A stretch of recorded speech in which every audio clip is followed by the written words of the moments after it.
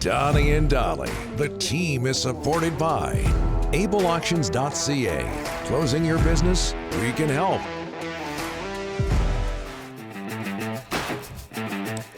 All of our guests today brought to you by the sponsor of DTMC, the Whistler Golf Club. Okay, just before we get to Thomas Drance, who's in Palm Springs, this from Bob in Burnaby. Nikita should be playing in the NHL. Such an intriguing player. Size, decent skater, agile for a big man. He needed more time to adjust to the smaller ice. And Bob not taking into consideration the smell of weed all over Vancouver, which turned Nikita off. Only in the the downtown area, it turned him off. You say that it's around where you live. Oh, it's everywhere. You can't. You go for a walk in the summer, and in the neighborhood, someone sparks up. You can't control that. Reporting to us now from The Athletic and the set of the latest Cheech and Chong movie, Thomas Drance. How are you, sir? Oh, no. Look at that. Looking good. No. Pictured here, gentlemen, in front of some dry flour. Hey, have you been doing the stuff? Because, well, you got shades on. Yeah, no Visine drops this morning. I'm feeling fine. It smells like Nikita Triamkin's dream in my backyard. Let me tell you that. Yeah. Realistically, someone in Vancouver's got to pay tribute to the big friendly giant with a strain name, right? Like how much longer do we have to wait? I mean, we got to be going to the shop and ordering, a couple grams of big friendly giant here. Somebody in Vancouver, please. Big time. Stop the insanity. Okay, what do you think about this, Thomas? He's going on about he's in love with Nikita Triamkin. He's got to get back. Rick in the Dollywall going on about Nikita Triamkin. Hey, look, we all have our bits, right, Donnie? I talk about rebuilding. Rick talks about Nikita Triamkin. We all got to have our bits and our catchphrases. It's the first update I've given in months, Thomas, and months. Yeah, it's the update we all needed. Yes, thank you. Riveting stuff, my friend. There are some people out there who they're wondering what the Canucks were smoking, dealing away Bo Horvat. Thomas, we haven't had you on since the deal. Are you a fan of this transaction? So it's complicated, right? Like, I think the Canucks needed to make this trade. They needed to make this trade. And in fact, I think the return and how it meaningfully alters their position is so significant that it really shows you how they should have been running this team for the last few years. You know, you look at the Bo Horvat return, and all of a sudden this team's going to own 3 top or first round picks over the next 2 years, which, I mean, that's only one extra, but it's a lot better than not making a single first round pick in 2020 or 2021, which we're not far removed from this team doing, despite only making the playoffs one of those years. Honestly, between Aatu Räty and those 3 picks, you've got a chance to make this prospect pool average, above average if you really nail the picks, but like even average scouting will make this an average prospect pool 18 months out. That's a meaningful change for this franchise. You duck the Bo Horvat commitment, which is going to be minimum $7.5 million. I'd bet more over 7 or 8 years for a soon to be 28-year-old centerman. You duck that commitment, and even though the deal is cap neutral for this season with Anthony Beauvillier coming back and the club retaining some of Horvat's salary, and even though the cap benefit is mitigated somewhat for next season, like going forward, this team's going to have meaningful flexibility because they ducked making the commitment to Horvat. And given sort of where this club's at, one of the issues that I have with this deal is that it's sort of insufficient on its own. Right? You need to keep marshaling your resources and pushing them toward the future to really make this deal pay off. Because what's the logic of this Horvat deal? Like, it doesn't make you better now, it makes you worse. It doesn't make you better next season, it makes you worse, right? Honestly, probably the season after that, Bo Horvat's still going to be 30 years old. He's still going to be a heck of a player. And Aatu Räty, I mean, he might be decent. Beauvillier is going to be expiring at that point. The first round pick you make probably still isn't ready to pay off. Like, even by 2025, this trade probably makes you worse. But starting in 2026, 2027, when Horvat's 31, 32, still making $8 million, that's when you're better positioned for having made this deal than you would be having extended Bo Horvat. So keep doing deals, keep making moves, keep using cap space, draft picks, every resource at this organization's disposal, including player development, to make the logic of this deal pay off. Then, 4 years down the line, like that's when this deal will provide benefit to the team, obviously.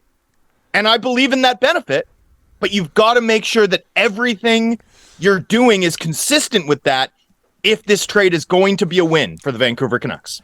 This is a compliment, but man, you look like Pitbull right now. Mr. Worldwide. Yeah, no, Let's go. Like I say, a compliment. Thatcher Demko, his health and whether or not he wants out of Vancouver, Thomas. All that has been making the rounds the past week. You know that.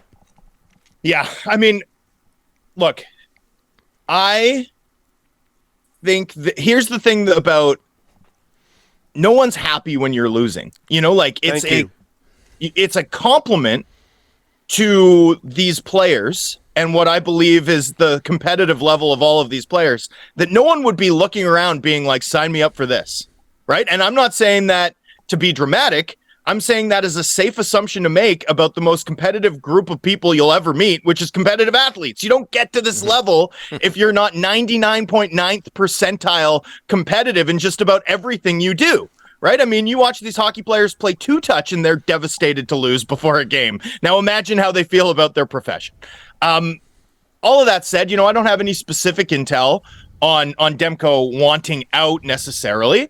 The injury thing is, it looks bad given all of the stuff that we've sort of learned over the course of the year, how under fire this new medical staff has been, because of the Tanner Pearson situation, because of some of the reaction to Ilya Mikheyev playing 45 games on a torn ACL, that Thatcher Demko's timeline is supposed to be 6 weeks. We're now at 7. We're probably going to get to 10 before he's back. But that also could just be, strategic caution, given where this team's at in the standings and given, the need to make sure that Demko's 100% or 110% before he returns. So I don't necessarily view there being smoke there. We'll see where this goes. I think one thing about Demko is if there's one guy who can single-handedly ruin the tank, it's him. It's him. And if there's one guy who can single-handedly drag this team to the playoffs, regardless of the quality of the team in front of him, it's him. And so if they decide to trade Demko, I think that's going to speak volumes about the length of the path that this front office believes they have to take to get this thing back on track. Thomas, our poll question, who's the next Canuck to be traded? I want to talk a little bit with you about Luke Schenn, hearing that Rick Tocchet loves this guy.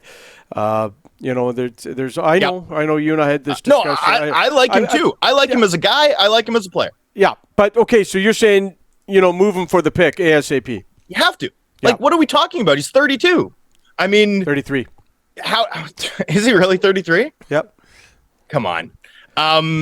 Well, his number is 2, so he's over 30 and he wears the number 2. And he's 33.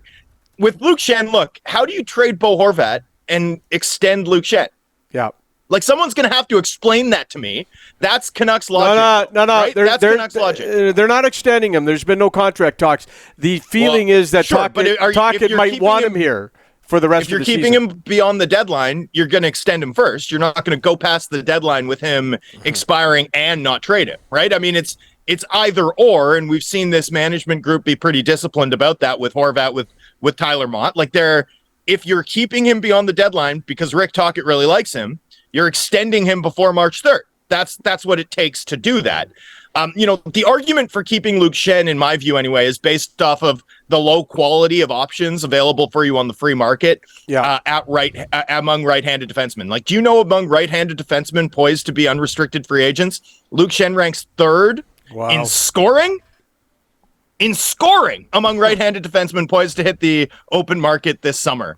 That's ahead of guys like Damon Severson, ahead of guys like Matt Dumba. I mean, the options are not great on the open market if you're trying to improve rapidly on the right side. So in that context, You understand why this management group might look around and be tempted to extend Luke Schenn, but like, really, who cares? Like, who cares? This team's not going to be good next year anyway. If Luke Schenn can deliver you a second or a third round pick, that's the way to go. Like, you've traded Bo Horvat, you've traded the third leading scorer in the NHL, your captain for the benefit of the future. You can't then turn around and extend Luke Schenn. Like, what?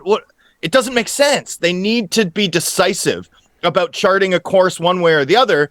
The logic of the Horvat deal requires that this team trade Luke Schenn at this point, and to not do so would be a discordant mess. It would imply once again that this management doesn't have a plan.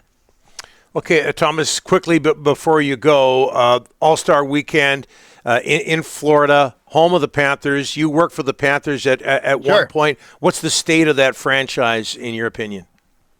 Oh, well, they cashed in all their chits to win the first Stanley Cup playoff series that the franchise has won since 1996 last year, and now they're in trouble from a hockey perspective, without question. I still buy that they're going to make a run and make the playoffs. Like, I still think they're a playoff caliber team in the Eastern Conference. I think there's teams ahead of them, Washington, Pittsburgh, among them, that look ripe to be overtaken, in my view, by a team like Florida with Florida's top end. Obviously, the Bobrovsky contract looms large, particularly as goaltending remains an Achilles heel, and that club's got dark clouds now looming on the horizon as a result of all that they spent on non-impact deadline additions. Last deadline. I mean, Ben Sherratt and Claude Giroux. And you're not making a first-round pick till 2026 as a result of those additions. I mean, I don't know how that makes sense. And then, I don't know that Paul Maurice has worked out, right? This club's clearly taken a step back offensively. They were one of the best offensive teams we'd ever seen last season.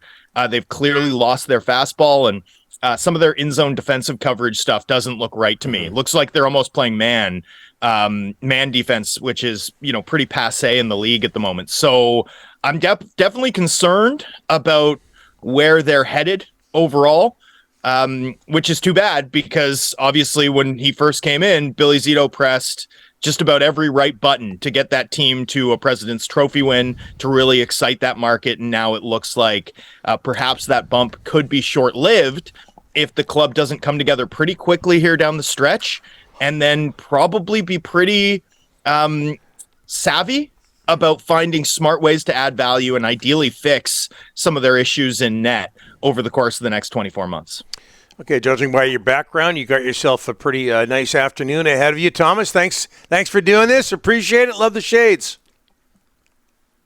Thanks, boys. Be well. Have a good weekend. Oh, man. Thomas Drance from The Athletic on vacation joining us.